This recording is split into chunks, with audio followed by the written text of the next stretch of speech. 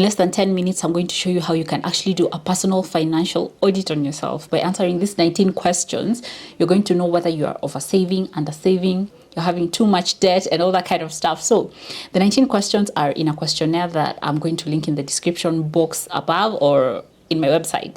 So the first question is, what are your sources of income? Do you earn a salary? Do you have shares somewhere where you're earning dividends? What are your sources of income? Do you do like some side hustle where you earn a commission on a sale that you've done? Do you do affiliate marketing?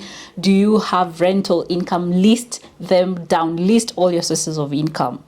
Number 2, what is your total income after taxes? So let's say that you earn a salary only. So that figure that you should be earning after the taxation and the NSSF and the NHIF bit has been deducted, have that figure in mind. So in your total income, you're also going to include the figures that you earn from the dividends that you earned, from the shares that you have, from your rental income, and all your other sources of income. So question 2 is basically add up all your income. Now let's go to savings. Question 3.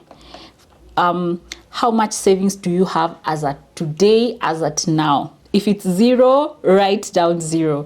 If it's 1,000 bob, if it's 100,000 shillings that you have in your savings account right now, write it down.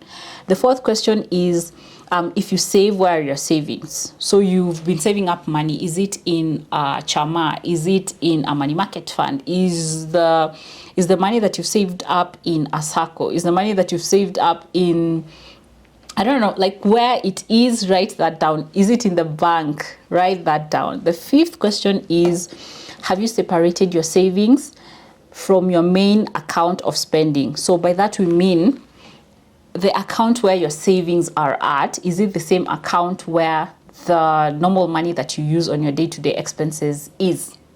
Or do you have like a separate account for savings, so that you don't mix them up? If it's a yes, that you have 2 separate accounts, say yes there. And if all your savings and the money that you use on your day-to-day expenses are in the same account, say they're in the same account. The sixth question is, how much savings do you want to have at the end of the year? You know, like what's your projection? What's that amount that your heart is telling you that, hey, at the end of this year or at the end of 12 months from now, I need to have this certain amount of money. For some guys, it's 200 G's. For some other people, it can be like 1 million. I want 1 million at the end of the year. For some guys, it's like 60,000 shillings is enough for me. So what's that figure? What's your dream savings number at the end of the 12 months? The seventh question is, how much do you think you can save per month, or would you like to save per month? So imagine this. By now you have, let's say, 2,000 shillings in your savings account, but in your heart and in your mind, you know that, hey, I can be saving like 10,000 shillings. I can be saving like 5,000 shillings. So what's that figure that you think you can attain by setting aside that amount every single month and dedicating it towards saving? So what's that figure that you think you can actually save per month? Now let's go to expenses. The eighth question is, how much do you spend on your fixed expenses per month? So by fixed expenses, we mean rent, electricity, water, fare, food, internet, airtime, and such. So what you're going to do is that you're going to add up your rent. So assuming that your rent is 10,000, you're going to be like 10,000 plus how much do you save on or how much do you pay for electricity? Is it 1,000 bob? So if it's 1,000 bob, you say plus 1,000 bob. If it's water, you spend, let's say, 1,000 bob on water, so plus 1,000 bob on water.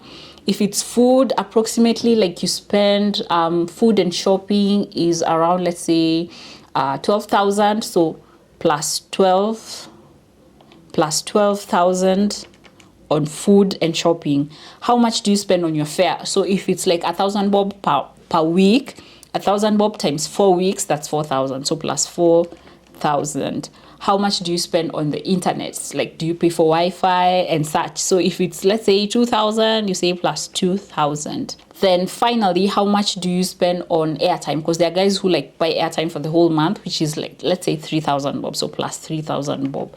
So here you are adding up all these fixed expenses, okay? They can be adjusted, but slightly. Now, the ninth question is, how much do you spend per month on other expenses that are not fixed, that are not a must? So how much are you spending on luxuries and comforts? And by that, we're talking about, you know, buying clothes, buying shoes, You know, anything going out with your friends, anything that is not a must, but everything that is a comfort or a luxury. So you can say like, maybe I spend 12,000 or 10,000 or 8,000. Write down that figure. The 10th question is, how much do you spend on obligations and commitments per month? So these are obligations that have been given to you. It can be maybe you're paying school fees for your brother or for your children, or commitments. By commitments, you're talking about something that you've committed to. Maybe you are paying for a medical bill, like there's a certain medical bill that you have to have every single month, probably for your parents or for yourself. So what amount of money do you dedicate towards obligations and commitments? Write it down. Then the 11th question is, are there any expenses that you feel you're wasting your money on? Or are there any expenses that you feel like you're overspending? For example, it can be that you are paying for Netflix, or you're paying for a certain subscription, like going to the gym every single month, but you've never stepped the gym, right? So you feel like, hey, I'm wasting money here because I'm not utilizing this these resources that I'm paying for. Is there any money that you feel like, you know, maybe for me every weekend I'm spending 4,000 shillings and it's something that I can work on and I can narrow down to, let's say, 2,000 bob. So what are some, think about it, what are some of the expenses that you are spending your money on and you feel like you're wasting or you are overspending? And these are expenses that you feel like you can cut them off, okay? So write that down. It's a long paragraph here, so give a long answer for that. Now we're going to go to debts and loans. Okay, some serious questions here. Number 1, or rather, question number 12. Do you have debts or loans?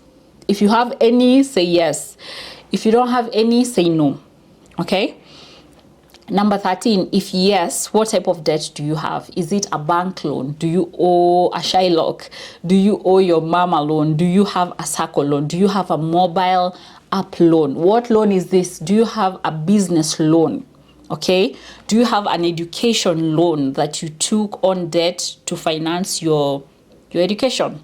So what type of loans do you have out of all the loans you have? Or what type of loans do you have? List them down. There's a whole paragraph here where you can actually write them down. Question number 14, what did you use the loan money for? Think about it. If you have, like, let's say a 200,000 shillings loan with your bank, what did you use the money for? Think about all the things that you've used the loan money for. Maybe you took an education loan and you ended up buying a gadget, an expensive gadget. Maybe you took on a business loan but found yourself buying land. You know, like, what I want you to sit down and reflect on the things that you spent the loan money for. Write them down. Okay, write them down. So like I said earlier, before I go to number 15, is that this questionnaire is actually available on the description box, or you can visit my website, ivyoyori.com. There's a place where you'll download this questionnaire, or you can just send me an email, ivyoyori@gmail.com, and I'll send this questionnaire to you. So number 15, would you take another loan? Let's say that you already have like 10 loans or 5 loans or 3 loans. Do you think that you can take on another loan? Number 16, we are now going to investments. Okay, do you have any investments? Think about it. Is there something that you've injected money to, and that something is bringing back money? That's an investment. It can be on your education. So let's say you put money for your education. Now you have a better job, probably got a promotion, and now you're earning higher. Do you have a salon? Do you have a business where you spent your money on, and in that business is actually bringing you back the money? Have you put money in real estate? Have you bought treasury bills and treasury bonds from the government, and are they returning your money? So think about anything that you've injected your money to or spent your money on, and that something is bringing you back money. That's an investment. Now we are going to go to the financial goals. Here we're going to ask 3 questions before we finalize on this personal finance audit. Number 17, what are your short-term financial goals? Short-term financial goals, according to me, these are goals that you feel like you're going to accomplish them in less than 5 years. So it could be that maybe your goal is to clear off all your debts. Maybe your goal is to buy a car. Maybe your goal is to, buy a piece of land. it's to save up for a down payment for a house that you want to buy. So whatever it is that you're thinking of in achieving in the next 5 years, write it down. That's your short-term goal. Number 18, what are your long-term goals? Long-term goals are, what are you planning to achieve after 5 years? It could be that you want to, to own a house after 5 years. It could be that you'd want to have money saved up for your child's or for your children who will be in high school then or in campus, that you want to have like a huge sum amount of money in their bank account or dedicated towards them. Now, the last question, number 19, would you like to be financially free? And by that we mean like you've reached a point where you don't have to worry about money. You can sustain your lifestyle. Money just comes, it flows. You don't have to struggle that hard, or even if you're struggling, you can still be able to sustain your source of income. If it's a yes, tick yes. If it's a no, tick no. If it's a maybe, tick maybe. Like I said, this is a questionnaire that I designed and it's on the description box and it's also in my website. If you want, you can email me so that you can be able to fill that out and you'll get the responses, your responses, back to your email address. So you'll be able to see your answers and then look at them. After you finished answering these 19 questions, look at your savings, look at your debt, and ask yourself, with this source of income that I have, and this amount of income that is going towards paying debt, and these types of debts that I have, and this amount of savings that I have, is it going to help me sustain or attain my short-term financial goals or my long-term financial goals? Just have a look at it. Hope this helps.